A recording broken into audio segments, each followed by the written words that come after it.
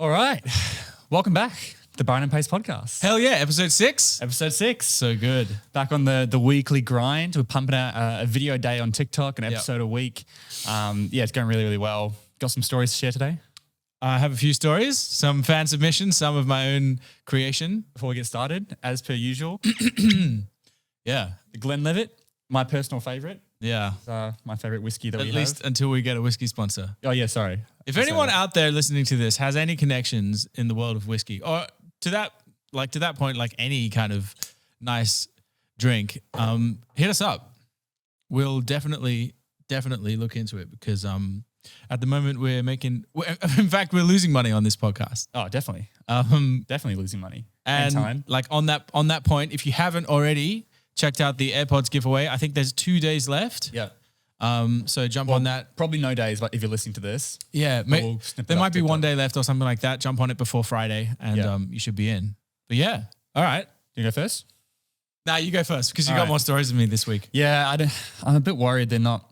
All right, let's start off strong. You're not bringing the heat this week? Nah, I am. This is a good one. All right. This is the man with a penis on his forearm. The man. Cheers Sorry. first. Let's cheers first. Cheers. All right. Go on. The man with a penis on his forearm. No. So after a mechanic from United Kingdom lost his penis, medical innovators fashioned him a replacement out of existing tissue, and it now rests on his left forearm. 45-year-old Malcolm McDonald suffered from perineum infection, which led to a severe case of sepsis in 2014, which spread to his extremities, turning his fingers and toes black. Then it began to also affect his genitalia. And I quote, "When I saw my penis go black, I was beside myself." It was like a horror film. I knew deep down it was gone and I was going to lose it. Then one day, it just dropped onto the floor. No. What is it? Ralph and his team partially removed a section of skin, blood vessels and nerves from McDonald's left arm, then shaped it into a replacement phallus. A urethra was then created via surgery and 2 tubes and a pump were inserted which would allow the penis to achieve erection. Once the penis was finished, the shaft was attached from the arm, allowing it to grow additionally and hang freely. So that's a story. Now here's the best part. The original intention was for the new penis to be surgically attached to his groin in 2018. Yeah. 2 years after the original procedure. However, due to various scheduling issues, illness, and more recent widespread delays caused a coronavirus, McDonald's new penis has been on his arm for the last 4 years, and it looks like it might be staying there for the foreseeable future. Bro, you have no idea why this is insane. I'll tell you after this, but do I think it's true or not? I think it's bullshit. It's true. No way! Bro, do you think I manipulated the bit? There's no way I could make up that whole thing. I don't think some guy was just waiting for his dick to rot off and then right. it fell onto the ground and then his name was Malcolm McDonald. 100% true. A lot of that was copy and pasted from various articles. So there you go. So Poor man. He still has a dick on his arm. Do you know where I saw this? I saw a TikTok video of it on his arm, and then I researched it further, and here it is. That's so fucked. Oh my God. And you know why this is extra insane? Can you flawlessly add in your story? So speaking of surgeries that have been postponed due to COVID, Right. have you heard about the conjoined twins that were separated and then put back together again? No. Okay. So in 2000, conjoined twins Kayla and Samantha Burge were surgically separated at birth and afterwards lived seemingly normal lives, although they had slightly irregular bodies. Sure. In 2020, their 20th birthday, after driving to their parents' house under the influence after a night of drinking, they got into a fatal car crash. In the same car? Yep. Or it should have been fatal. Kayla was struck by a metal pole that drove into her abdomen, impaling her liver. Ooh. Doctors tried to save the vital organ, but soon realized that Kayla was going to die without a lot of luck and a liver transplant. After a short discussion with Samantha, who was conscious and relatively unharmed, she agreed to let surgeons reconnect the two of them, allowing Kayla's circulatory system to pass through her liver. No way. While this was only meant to be a temporary solution while they waited for a transplant, the sisters have since decided that they don't want to risk the life-threatening surgery, especially during COVID, for Kayla, and to this day are still connected. Wow. Yeah. I don't know if I would do that for my brother. Right? No, that's a good ethical question though. Yeah. Surely you're Twin, compromising a significant portion of your life by being Yeah. a conjoined twin. But it keeps them alive. But it keeps them alive. I mean, you couldn't not do it, could you? Like if they passed away. Right. You could never say no to that. No. But there's definitely be a part of you that's like, oh man, am I about to lose a good portion of what I can do in life? Yeah. Oof. Good on her. I think it's true. Bullshit. Oh. Not only is it bullshit, but it's a fan submission. No Jethro way. Barth, baby. Fucking Jethro, man. 2 episodes in a row. He Jethro sniped me. Jethro, bro, I want to give you a massive shout out because not only is this a dope story, but you also submitted a dope story last week. He did to two you. last week. Did he? He did your one, didn't he? The bear one? No. Oh, no. he did my bear one. Yeah. Right. So, I got you. Got me good. Got you He so did get good. me Hook, line, and sinker. A part of me was going to say bullshit, but I was like, nah, to say true. It's How so- wild is it that both of you had the story? Why does this always happen? How did I have a bear story last week and you had a bear Right, no, story? I can always flawlessly link them in. There you go. What are we on to? Moving on. All right, what do we got here? Here's a ripper. This is actually the first story that I've been told in person due to the podcast. Oh, wow. Okay. And it's the worst way to lose your virginity. So this is hands right, down the worst all way to right, lose all your virginity. Picture this, 2 17-year-old boys. They're out on a family holiday. They're at a bar. 2 24-year-old girls start to fancy them. Okay. They go back to theirs. Is that legal? I think so. Maybe not. No. Maybe not. Oh, well, not my problem. It's not. Well, yeah, it's not your fault. No. They go back to separate rooms. So each of the guys go back to one of the girls' rooms. Yeah. But suddenly they lose their virginity. They do the deed. Both of them lost them. Yeah, all goes well. All goes well. However, some food poisoning starts to kick in. He's lying in bed. Some food poisoning from the previous meal kicks in. A sudden urge to go to the toilet comes out. He gets out. He starts running to the bathroom. Doesn't make it. In between the door frame, he shits himself on the floor, and the floor is covered in Like shit. explosive. Yeah. Explosive. Then he vomits on top of the shit in this girl's hotel room, Fucking hell. and then just has to leave and go back to his family. Oh my God. Is she asleep? No, she was there. She watched the whole thing. Oh. You hear these horror stories. I reckon it's true. It's true. Yeah. It's true. Oh my God. Imagine that. Oh, man. Virginity stories are always so awful. That's got to be one of the worst ones. That's pretty shocking. Surely that guy needs therapy to like. The trauma. I wouldn't be surprised if his junk doesn't work or didn't work for a Right, while after right. that, just Yeah. because like the trauma of that experience. 100%. We can laugh about it. And it is funny. He laughs about it now. He's in his mid-20s now, but whew, that's rough. Can we even use that story Yeah. if they're like underage? It's not someone, like, what are we going to do? No, I know, but We've done stories about murder and serial killers. True. I suppose. Anyway, that's rough. Are you going to name and shame? No way. Okay. Alrighty. Did you know Jack Black's mum is a world famous space scientist? No. So she helped, I'll give her name. Judith Love Cohen helped create the abort guidance system, which rescued the Apollo 13 astronauts. She also went into work the same day that she went into labor. Then she took a printout of the problem she was working on to the hospital, called her boss to tell her that she'd figured it out while she was in labor, and then gave birth to Jack Black. Oh, man. I'm going to say bullshit. That's true. What a fucking hero. Oh, man. Go boss. What an absolute girl boss. What a Yeah. hero. Yeah. Doesn't surprise me that was Jack Black's birth. It seems fitting, doesn't it? Yeah, I know, right? That's so crazy. That's sick. That's awesome. And what did he accomplish Nothing. in the academic world? Yeah, I know. Awesome. All right. I can't link it. I don't know. I don't think I can link it. Oh, well. Here's a good one. So, Gonna be. did you know Harry Styles hates Australia? Okay, I'm listening. So Harry Styles recently cancelled his latest tour to Australia, but did you know why? Well, whilst he's released a statement about it being too dangerous with a virus. A recent whistleblower revealed Harry doesn't actually like Australia. Having had too many wild fans stalk him after shows and camp outside his hotel, Australian girls are among some of the most loyal, but also some of the most intense fans he's ever encountered. Yeah.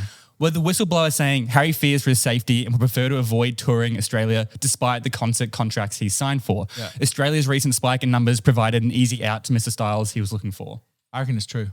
It is 100% bullshit. Fuck! Do you know the reason I thought it was true? It's because Justin Bieber once released this big statement and like did this whole thing about how the Australian fans were so like so invasive of privacy. And Really? and he didn't like coming here, at least for a period of time, because it was like too intense, way more so than like the States or in Europe. So I was like, that makes sense. Like if it applies to Justin Bieber, then it could apply to Harry Styles. Well, I got lucky then, but I made up the entire thing is completely made up. Yeah, nice. That was a good one. Yeah.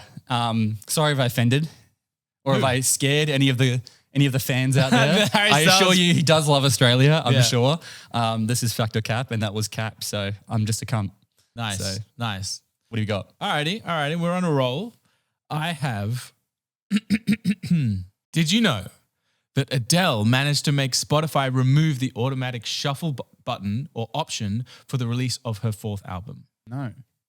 So she did this so that listeners would be forced or made to listen to the songs in the correct order, regardless of whether they had the automatic shuffle enabled previously. Right. She tweeted that she'd requested the change, and Spotify replied to this tweet saying, "Anything for you." That's sick. Yeah. I believe it. It's true. That's sick. Yeah. That's cool. That's where that's what companies should be doing, in my opinion. Yeah. It's like that goes a long way in terms of how people view Spotify, their relationship with Adele, who's like a massive artist. That's awesome. I think it's a good change as well. Yeah. To like artists, you create an album with the intent to like have it listened to in a certain way, and it's part of the experience. So I reckon it's a good change. Well, album listening, I think, is a dying art. Yeah. Like I've never really listened to albums because I've grown up in a world where you can just pick and choose any song you want and just playlist everything. Yeah. I'm like, I know that there's some albums, like maybe the American Idiot album, the Green Day album, it's the only one I listened to. Like, as an album. Literally, that was probably like the last one. Yeah, that was the only one I ever listened to as an album. Yeah. Otherwise, it's like, why would you? Because no artist creates an album that has just bangers in every single song. Literally, I don't think. Is there any? Maybe Rihanna. Yeah, she's had it. I think Bruno Mars has had some good ones. Yeah, you know, he's only had 3 albums. Like Justin Timberlake's only had 3 albums. Yeah, they just do so many like. Yeah, like feats, singles. Speaking of music, if anyone listening to this is in Sydney, in 2 weeks' time, I've actually got a show in Newtown. And if you want to come and say hi, like hang out, we'll be drinking afterwards. I'll be there. Like Byron will be there. It'll be dope. So like check out the link in the bio and the show notes, because if you want to grab a ticket, they're $20. And I would say in terms of COVID, like I think nightclubs are opening up tomorrow in Sydney, which means by the time this is going, it should be sweet. But I mean, totally. Come at your own risk. We've already had COVID. We're sweet. Yeah, exactly. We're immune, baby. You're not going to get it from us. But yeah, come down and say hi. It'll be fun. That'd be awesome. All right, moving on. I've actually already told you this one, I think, but I'm going to re-say it. All right, for the crew. Okay. So did you know David Dobrik's car giveaways are bullshit? Car giveaways? So David Dobrik is very well known for giving away a Tesla to my best friend or something. Yeah. Now, when he gives it away to his best friends, it's usually fine. But the problem is when he gives them away to an everyday person. Because in America, if you give away something, that goes towards their taxable income. Which means if you're earning $50,000 a year and suddenly David Dobrik gives you a $250,000 car, your taxable income now goes up to $300,000. So now you're paying tax on $300,000.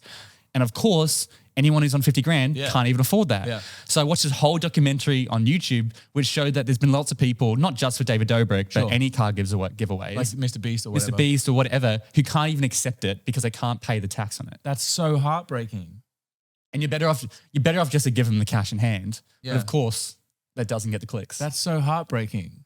As if you wouldn't, as David, like obviously easy for me to say, but is it right? Hold on. Is it fact or cap? Fuck, I wish I knew more about tax. That sounds like something that would happen in America. I reckon it's fact. Yeah? Yeah. Classic America, man. Fuck. It's true. So like, if you had the money to give away a free car, surely you would be like... But he's not doing it. I mean, look, I got nothing against him. I don't think he's doing it for the views, bro. The Tesla is what gets the views. Giving away a Tesla, the reaction to when they see a giant car. So they give it away, they can't accept it, so they just give it away to someone else. And it's just like this perpetual cycle of... Yeah, until they find someone who's wealthy enough, which again just shows rich get richer, poor get poorer. Yeah. This is classic example. That's so sad. It is sad, yeah.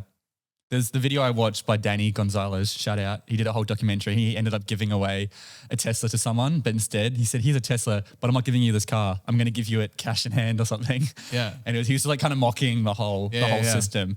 But yeah, I think Mr. Beast's very first viral video was he gave $10,000 to a homeless man. Right. Cash in hand. Yeah. Or am I bullshitting? Oh, fuck you. His first viral video. Bullshit. It's true. No, how do you have $10,000 to give? Here's the cool part. Mr. Beast, this was before he had like any of the clout he has now. Yeah. He had his first sponsor and they said, we'll give you $5,000 cash. He said, can you make it 8? And he said, all right, we can give you 8. He said, can you make it 10? I just need 10 because that's going to look really good on the title. Like 10,000 people will click on that. Yeah. And they said, yes. The rest is history. What a genius. Yeah. What a He's genius. a marketing genius. Yeah. So good. That's incredible. That's heartwarming. That Cool, makes yeah. up for the Dobrik story. Yeah. I still just can't get over so they can't accept it. Could they accept it and sell it? No. Because it's still part of their taxable income. I guess, I don't know. If you watch this video, I don't know all the details. It's like a 20-minute video with all the logistics and details, but yeah, classic. Do you want me to go again? Because I got a few more. Yeah. Take it away. All right. I was going to tell you this one a while ago, but I didn't. So did you know Marvel paid $5 million to use one song in a movie? What? So Thor Ragnarok, one of Marvel's most lighthearted and favorite films by many, featured a song in 2 fight scenes. Director Taika Waititi loved the song so much that Disney ended up paying $5 million just to use it. In total, the song was featured for only 45 seconds, but everyone agrees it was money well spent. Now, my question to you is, do you know what song it is? I've never seen the film. You know, the only film I've ever walked out on was the first Avengers film, and I've never seen another Avengers or like Marvel film since then. The song is Immigrant by Led Zeppelin. Immigrant song. Yeah. Yeah. Wow. They milked it, man. The whole Thor trailer was, it was sick. I actually think it's money well spent as well, which is insane. Yeah. But there you go, $5 million cash for Led Zeppelin. So did they decide to spend $5 million, or was that just the price that was quoted to them? That was the price. Yeah. But wow. Taika Waititi pitched. He used the song and pitched it to Led Zeppelin, and he said, "Look, this song is perfect for it." And there you go, $5 million, pretty sweet deal. I reckon that's true. It is true, yes. Nice. That's so good. Fucking hell, man! Imagine a song you wrote like 40 years ago, man. then just getting a $5 million cash paycheck just to put it in a movie. I mean, you would know. Musicians is one of those industries where it's like the top 0.1% make all the money and everyone else makes fuck all. Yeah. Like it's brutal. It's getting more so like that as well, which is sad. But yeah, that's a good one. Good one. Maybe I should watch the film. It's a classic. It's like very funny. It's honestly, it's funny. It's probably one of the funniest movies I've seen. Yeah. Like no other Marvel movies like that. Did Waititi do more Marvel films? He's doing the next Thor. Okay. Because it was such a big hit. Right. So yeah. Interesting. I got one. Did you know how McDonald's used, this is a fan submission, so the spelling isn't amazing. Jasmine, so much love for you. Jazzy Molly 12, but yeah, you should use spell check next time. Did you know how McDonald's used to fire their staff if they didn't use a warm voice and smile at all times? No. So in the 90s when McDonald's first opened, there was, well, it's actually early 90s, late 80s. There was a rule that if you didn't smile and use a lovely warm voice, you would get fired because it was supposed to be considered the happiest place on earth. But after about 12 months, they had fired so many people that they had to change the rule because it was costing them too much time and money to hire new staff. Right. Yeah. Oh man, this is a tricky one. I'm so torn. It could be either one. Could be. I want to say true, but this sounds like a Pace Randolph bullshit. You reckon I'm bullshitting? Oh no, the fan. Yeah. True in that case. Bullshit. Oh, fucking shit. Woo-hoo! Oh. Bro, two fan submissions, 2 bullshit stories. I reckon the thing is good. we can't unpack it. I reckon both of those fan submissions took something that was like maybe. we kind of set an agreement. You can't take an existing story and just Change it slightly. slightly change it. That's not a good enough bullshit. So in Jethro's defense, the guy who submitted the twin story, he submitted a story and I changed a bunch of it to make it more like sound more legit. A little bit more legit. But so even if he did that, the story that you heard was so far from fair play. It would have been. Fair play. Love it. Yeah. No, have you seen the McDonald's movie? No. Oh. You haven't seen Founder? No. Oh, it's good. It's good. They say McDonald's isn't in the business of food. They're in the business of real estate. They own their real estate they own is worth more than anything else because they just own so much real estate around the world. That's so wild. Anyways, here's another good one. The woman who tastes words. Okay. So, and this is from her perspective. I have the rarest type of synesthesia. Yes. Yeah. Which means I can actually taste words. It's called lexical gustory. I'm sorry if I pronounced that wrong. And less than 0.2% of the population has it. I have to shaking. I have to physically say the words out loud to taste them, so reading silently to myself won't do it. When I was younger, I'd always repeat words that tasted good in my head, and I'd avoid saying words that tasted bad. Oh my God. I reckon it's true.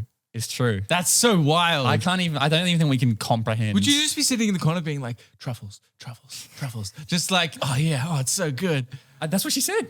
She would avoid saying words that tasted bad and just keep saying words that tasted good. That's wild. I don't think our brain can comprehend what that would be like. Totally. How could you have a conversation and be like, hey, Byron. Yeah. Imagine if like they met someone and then their name tasted bad. Oh my God. Rough. That's crazy. Pretty cool though. That is cool. Wow. Have you got any more? I got one more. I got one more that it's a fan submission that I haven't checked out yet. Give me 1 second. All right, I'll do this one. Go on. All right, this is, and I want you to guess this actually, see if you can guess. The scariest movie villain of all time. Now, what movie are you thinking this is from? If you were to guess. The scariest movie villain? Yeah. I'm thinking Saw or Hannibal. Good guesses. Funny enough, this character's from Harry Potter. Oh, come on. Not Lord Voldemort. One-time Defense Against Dark Art, Professor Dolores Umbridge has been deemed one of fiction's creepiest villains by none other than famed horror writer Stephen King. King writes, the gentle smiling Dolores Umbridge with her girlish voice, toad-like face and clutching stubby fingers is the greatest make-believe villain to come along since Hannibal Lecter. Right. I mean, what? Am I guessing whether he said that? You're guessing is it true? Yeah. I think it's true, but I think it's a dumb thing to say. True. Yeah. Why do you think it's a dumb thing to say? Because it's not. It's in Harry Potter. People don't have nightmares about Umbridge. People have nightmares about the person from Saw. I think 100%. What did he say? He said, this gently smiling toad like is the greatest make-believe.